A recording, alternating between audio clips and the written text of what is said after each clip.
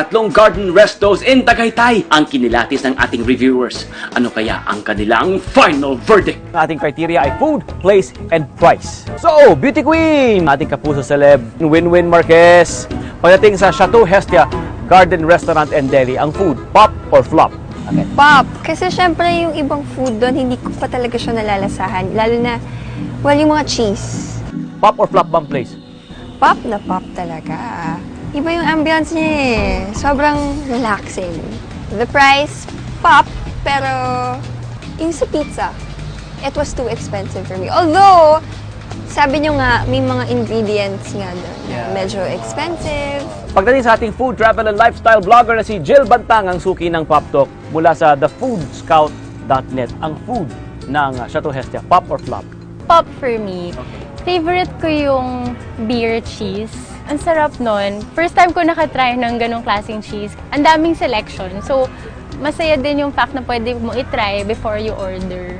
Yung place, pop. Pagpasok pa lang, intriguing what's inside.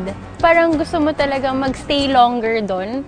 Kahit siguro tambay ka nga doon with coffee. Pagdating naman sa price, pop or flop? Pop din for me, reasonable. Kasi marami din sa Manila na babayaran mo, more expensive pa nga doon dati.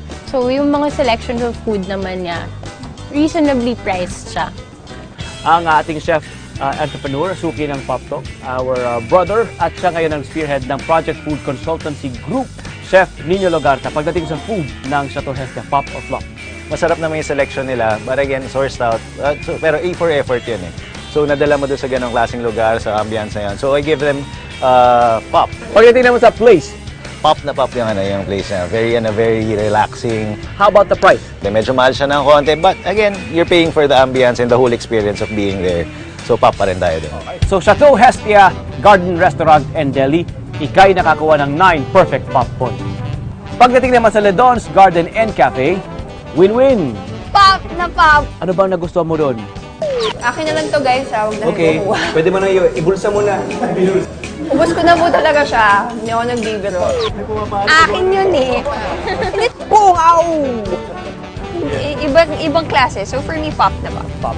The place, pop. Oh, yung gimmick nila maganda. Oo, Yung kasi pipitas ka ng pagpasok mo gulay. pa lang, makikita ka may mga tanim na sila. Maliit lang siya.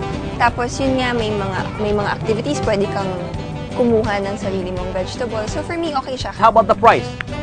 Pop na pop na pop. Babalikan talaga. Good job. Jill Bantang, ang food, pop or flop? Pop na pop. Maraming mga dishes doon na first time ko talaga matry. Actually, yung soup talaga nag-stand out sa akin. And yung salad, for the place, experience din siya. Because when you enter, it's the garden that will surprise you. Price, pop na pop. Nakakatuwa. Kasi ang laki ng serving nila. Pasok talaga sa budget. Chef Nino, Pop ako sa Ledon's, although they have room for improvement. Lalo na for a couple of the dishes na maraming masarap, maraming pwede pang i-improve. Kasi I understand, bago lang sila. how about the place ng Ledon's Garden and Cafe? Could get better still. So may inaayos pa nila, yung madami silang mga pwedeng ayusin din or i-design pa ng konti dyan. But otherwise, pop pa rin ako sa akin. How about the price? Pop na pop. Murang-mura lang. And large servings, that's totally fine. So okay yan. Pasok na pasok sa budget. So, Ledon's Garden and Cafe, ikay nakakuha ng 9 perfect pop points. Good job. Dumako naman tayo sa Cortes Garden. Pagdating na sa food, Winwin Marquez. Pop or flop? Pop! Pop! Walang tapon! Lahat ng pagkain sobrang okay. Pagdating sa place, pop or flop? Pop. Pop na pop. It's very family friendly. Napaka-Pinoy. It's very spacious. Pagdating sa price, Pop na pop na pop. Pop.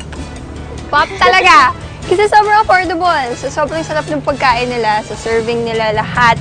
Sa place, sa service, mababait lahat ng tao. I mean, taas ng quality. What more can you ask for?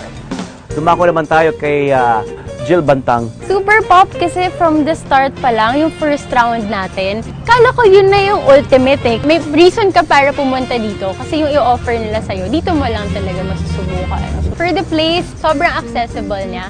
Papuntang Tagaytay, di mo siya mamimiss out. Tsaka kailangan mo siyang daanan kasi nga, masarap na nga yung food.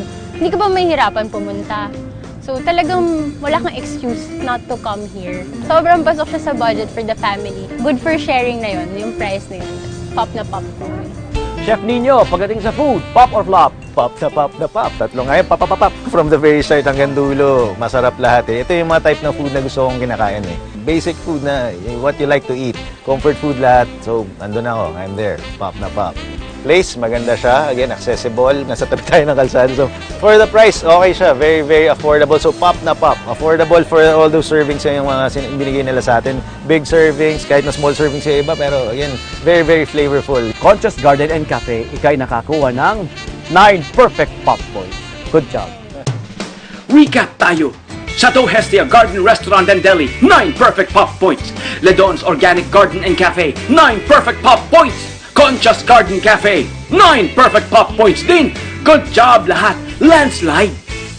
Tanong, sa tatlong garden restaurants na inyong nasubukan dito sa Tagaytay, ano ang nag-iisang babalikan? Hindi na nga ako aalis dito. Dito na ako matutulog eh. Dito na ako sa Conchas. For Chateau, malamang for date. For Ledons, parang masaya din dalhin yung sister ko, group din, para ma-experience. And for Conchas, talagang family. Sa Ledons, babalik talaga ako.